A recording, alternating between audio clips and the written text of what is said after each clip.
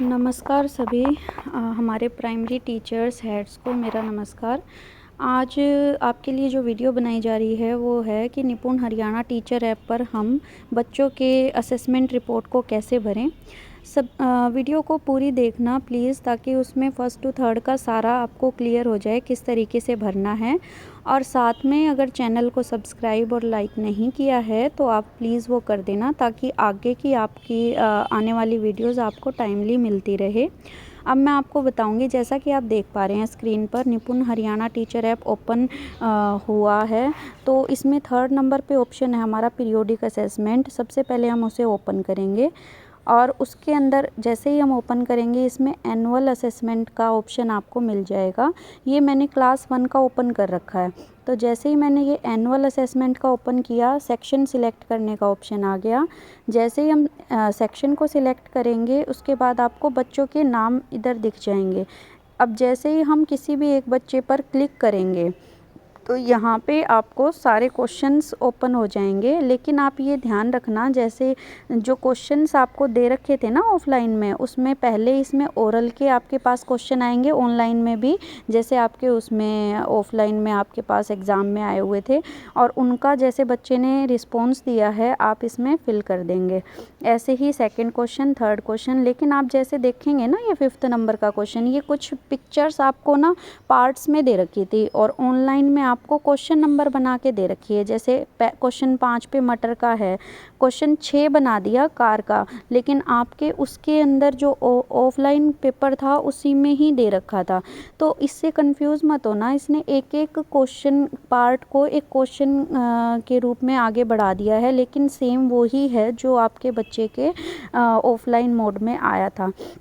तो इसलिए हम ये करते रहेंगे। सबसे पहले आपके ओरल के क्वेश्चंस आपके पास खुलेंगे, और जैसे ही ये ओरल के क्वेश्चन ख़त्म हो जाएंगे, जैसे कि ये अभी ओरल के ही चल रहे हैं हमारे पास, बाद में जैसे ही ये क्वेश्चन नंबर 31, 32, 33 ये इस तरीके से लोगोग्राफिक आ गया, बच्चे को सुनाना है।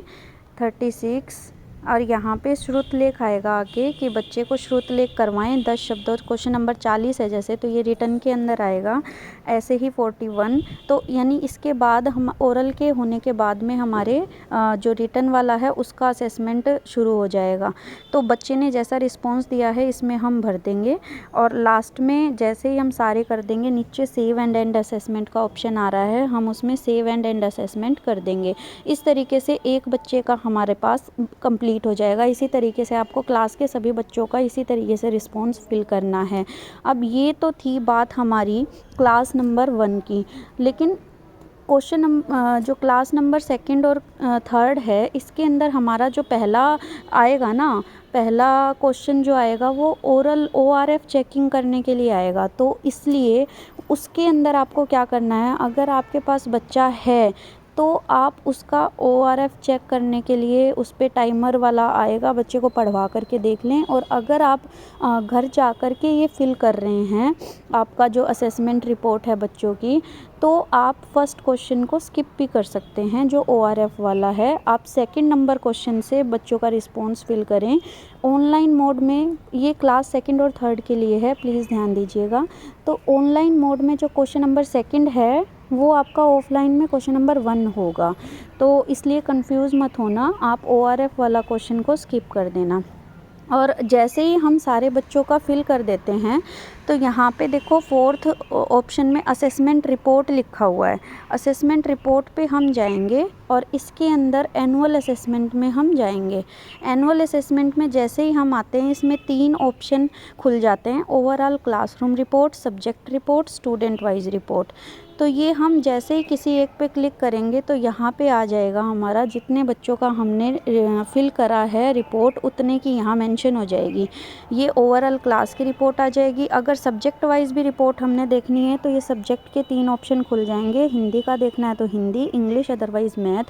और स्टूडेंट वाइज रिपोर्ट भी देखनी है तो मान लो कोई भी बच्चे के ऊपर हमने क्लिक किया तो वो बच्चों की स्टूडेंट वाइज तीनों सब्जेक्टों की आपकी वो रिपोर्ट शो कर देगा। और यहाँ पे हम जब देखते हैं ना ओवरऑल क्लासरूम रिपोर्ट में, तो नीचे डाउनलोड डिटेल्ड रिपोर्ट भी आता है। तो सारा बच्चों का फिल होने के बाद हम ये रिपोर्ट को डाउनलोड भी कर सकते हैं और अपने पास सेव रख सकते हैं। तो इस तरीके से हमने ये सारी रिपोर्ट जो है वो फिल करनी है। आई होप सभी टीचर्स को ये चीज़ क्लियर हो गई होगी। और अगर फिर भी कोई नई चीज़ आती है तो फिर से आपके पास जानकारी साझा कर दी जाएगी। तब तक के लिए आप लोगों का धन्यवाद और इसको ध्यान से फिल कीजिएगा। Thank you.